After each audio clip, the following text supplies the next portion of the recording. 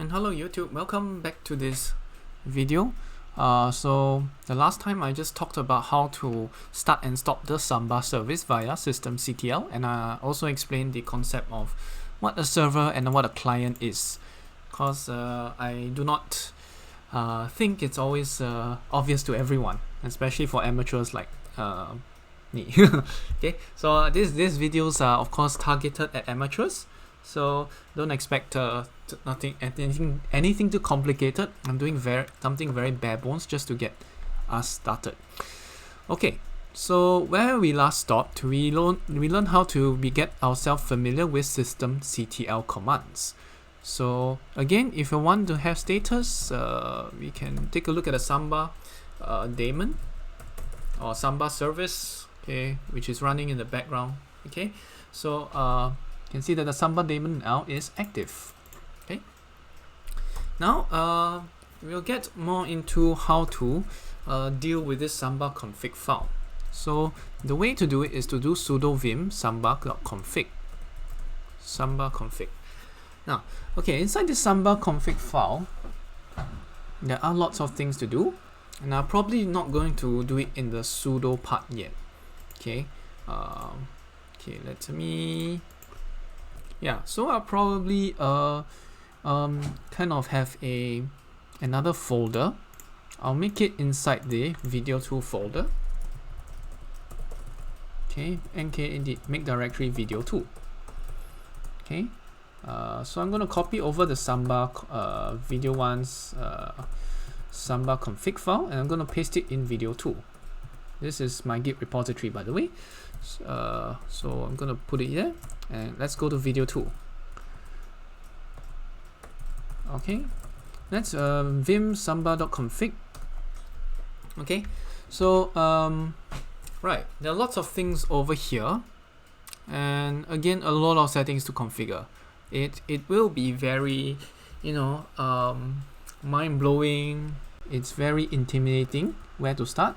But let's get you familiarized with how the syntax of this Samba config file works. Okay, so firstly, okay, so let's say, yeah, we will have every time you want to organize your settings, you organize them under these square brackets. So for example, in folders, if you have many files, you put them into folders. Okay, and likewise for this, when you have many settings, like these are variables which become your settings, you want to put them under a so-called folder. Okay, so this global thing is one so-called folder which you must define. Okay, so I'm not going to touch too much here. All right, I'm not going to touch too much here. Yeah, so you can see this. Okay, under global you have the setting called workgroup, server string, server role, so on and so forth. Okay, and then you have the so-called home folder. It's not really a folder, but I liken it to a folder. Then you have these three settings, you have a printers, and then you have these three settings, and so on and so forth. Second thing, the way Samba likes to comment files is using semicolons. Okay, with Bash you use the hashtag. Okay, you use hashtag or the #. With Samba, you like to use the semicolon, and this will actually be your way of commenting out files. Okay, I assume you know how to write some code already, so you should know what commenting means. Alright, so again, you have a setting group thingy. Okay, yeah, so that will tell you, okay, which set of settings you are actually changing, and this is another so-called group of settings, and then under there you have all of these settings. Okay, so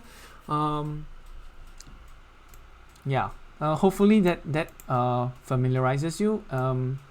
And the way to comment in Samba is, okay, besides hashtag, because hashtag is usually how you comment Bash, Samba comments using these semicolons. Alright, so now where do we want to start? Okay, I want to start by making my first shared folder. Okay, I want to start by making my first shared folder. So how do you actually start making a shared folder for your Samba server? Okay, remember I said that server is basically, you know, your computer is there to serve other computers by broadcasting a shared folder. That's basically what you're doing. So how to start making the server or making this shared folder using more familiar terms. It will be under this share definitions. Excuse me. So every time you want to make a new shared folder, okay, you need to make one of these so-called square brackets. You have this name inside your square brackets, and that will be, okay, the name of the shared folder which other computers will see. Okay, so if you have, for example, on your local PC, all right, I'm not going to talk about virtual machines now. You have a folder that you want to share, okay, and you want to call this shared folder, okay, the public shared folder, okay, and then you have another PC2 here, and then you want to log into the public shared folder, okay. So how do I know what is the name of this shared folder? Okay, you have to define it. For example, here it is public. Okay, so here is the shared folder name which other PCs will see, and to set that you actually change your Samba config file. So your shared folder will be, the name of the shared folder will be this under this square brackets. So that's where you start. And of course the settings of each shared folder will be defined by what I'm highlighting over here. Okay, so there are lots of templates for you to choose from. For example, you have the homes, you have net logon, you have profiles, blah blah blah. Okay, so all of these are quite useful to share folders. Okay, so where we kind of want to start is using maybe this part. This part here says that we want to have a publicly accessible directory, and it will enable read and write to all users. So we don't really care about security or anything like that. Anyone who logs in will be able to we'll be able to read files, we'll be able to write files, create files, do whatever basically you want. Okay, so you can read the rest of the comments here later. So this is the simplest of shared folders without too much to worry about. So what do you do? Okay, I'm going to just copy and paste all of this. I'm gonna copy and paste using the yank and paste in Vim. You can do it using your other what do you call that? Yeah, you can use your other notepad or whatever, text editors, and that was the word I wanted to use. So now I'm just going to uncomment all of this by removing the semicolons. Okay, so don't worry what these are yet. All right, but you know, you can sort of see what you can sort of make sense of what they're trying to do, because I mean, the names here are somewhat, at least they give you a clue of what they're doing. For example, the path. Okay, the path here is, okay, in the example it says user somewhere else public. So this is a file directory. So if you have a file directory on your computer which you want to share, you want to make this shared folder. All right. If you want if you want a shared directory, if you want to share a certain directory within your PC and you need a path, that will be your path. Okay, so where do I want to make a shared folder? Okay, so I want to make it, let's say, inside my public folder. That is a classic example demonstration. So I cd to home, there is this public folder which I want to put my Samba stuff in there. Okay, and of course this is a file I was playing with the other time. So now I'll just remove it. remove Samba public, and it's gone. Okay, so for example, in a public folder, it will usually be empty, and now I just want to make a folder to share. So I just called this okay, Samba shared folder. Okay, so this will tell everyone, okay, it will tell you, okay, this is the folder I want to share. So I can change directory to Samba shared folder, and I can do this pwd print which directory. So I can just copy and paste this over to the path. Okay, so this is the first thing you do, and the rest of the things won't change yet, but it just says public yes, only guest yes, writable yes, printable no. I'm not going to touch too much on this, but actually this is enough to help you start your server, so to speak. And of course, I want to change instead of public, I want to call my shared folder, Samba share, haha. Okay, something like that. Yeah. Okay, so Samba share haha will be my shared folder. Okay, so that is something I want to do. And then of course I want to save this Samba config file, not here but inside at etc Samba. So I want to go to etc Samba, and that's where I want my Samba config file. So I'm actually again Samba is running. If you do sudo systemctl status Samba or smb, it is said to be running. Usually we want to stop and then we replace the config file and then we start again, but actually no need, we just replace the config file there. Okay, so what I'm going to do, I'm going to remove that config file while it's running. Okay, sudo rm-rf samba smb.config. Okay, and it will not affect the Samba that's running now. The problem will come when you shut Samba off and then restart, because the only time the Samba config file is read is when the Samba service is started.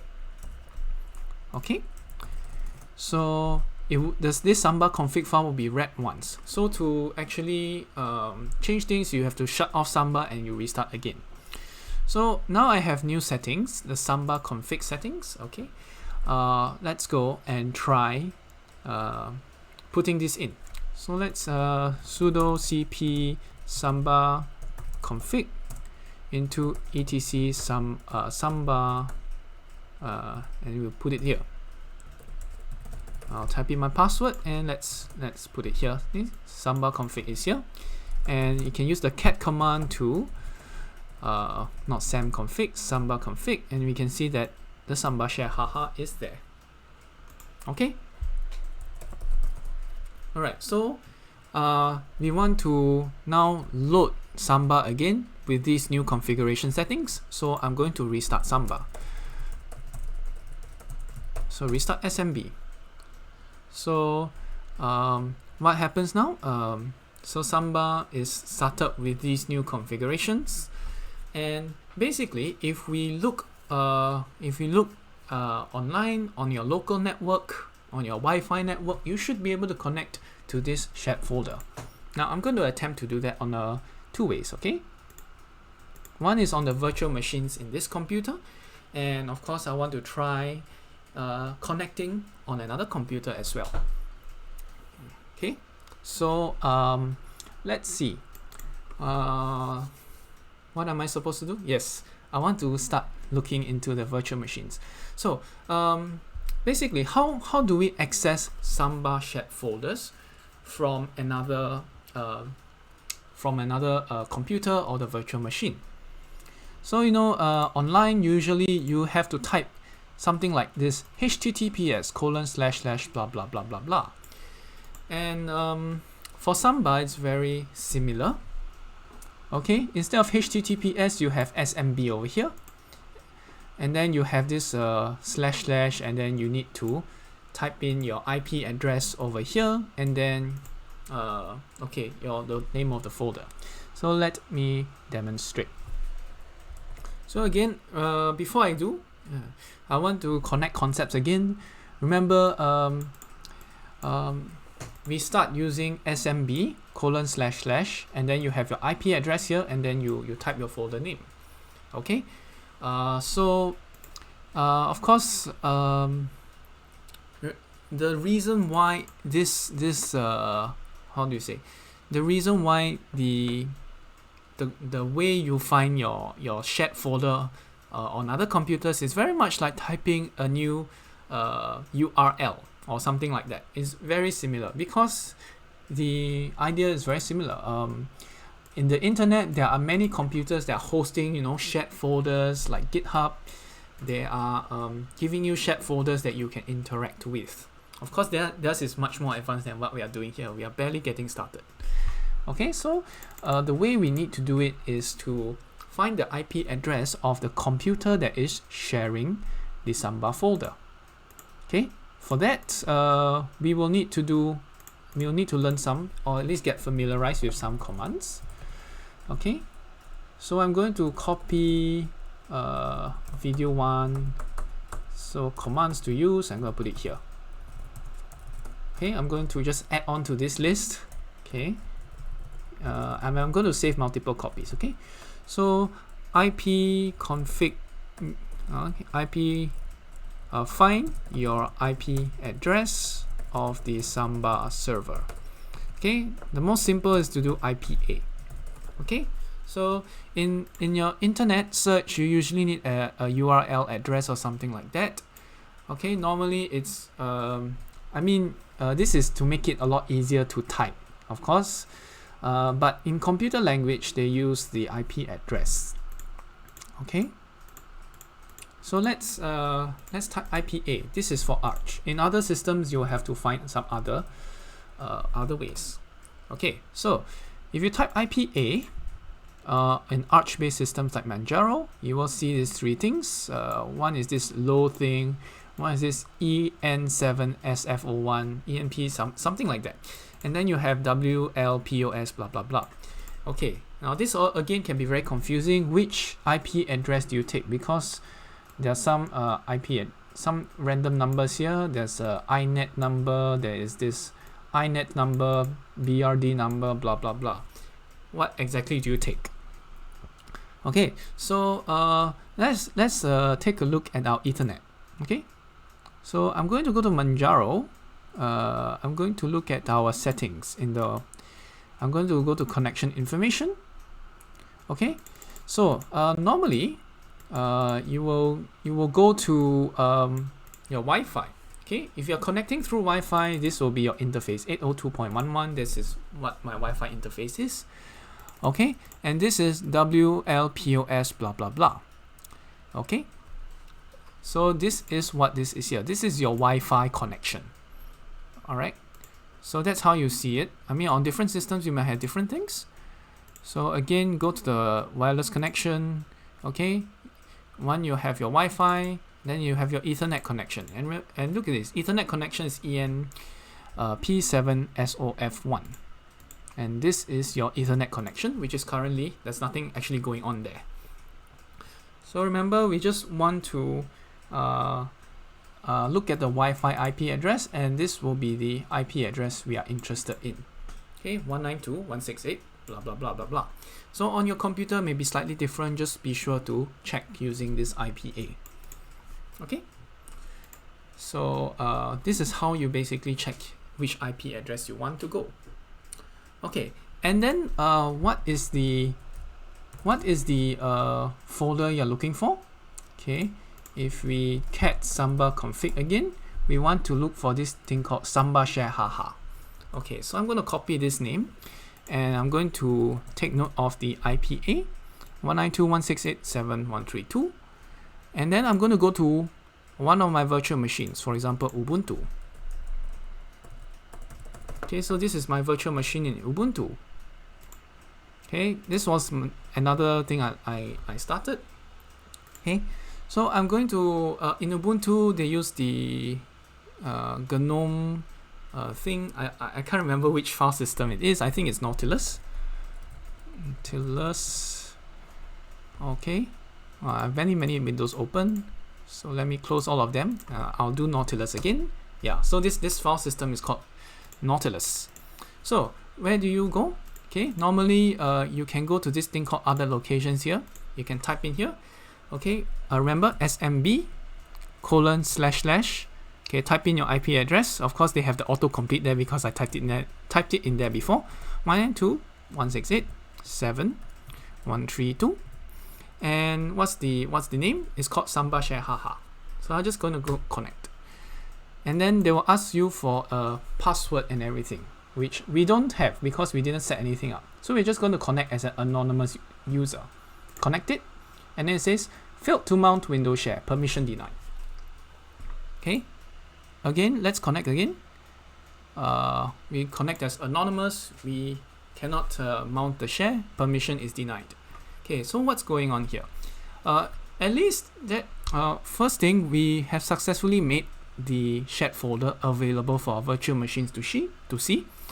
But we don't have any sort of permissions to edit anything in this folder. So we'll need to do something about that.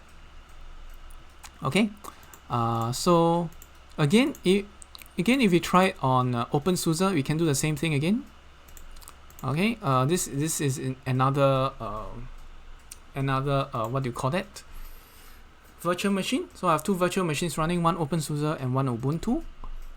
So this is you type exactly the same thing here. Same thing here. smb://192.168.7.132. Okay, is my stuff correct? I can't even remember my IP address. 7.132. Okay, so you can just look up the command line.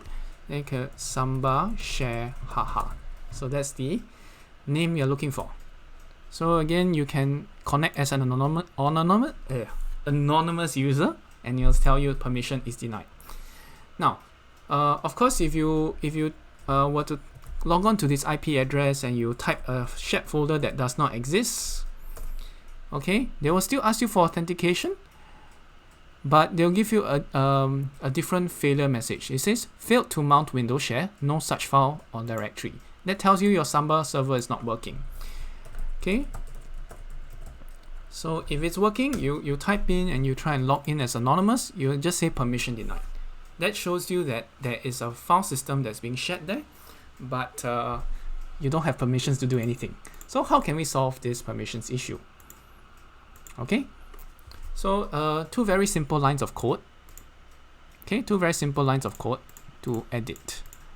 So let's go to video 2 and we'll go to Samba Config and we'll do something called force user.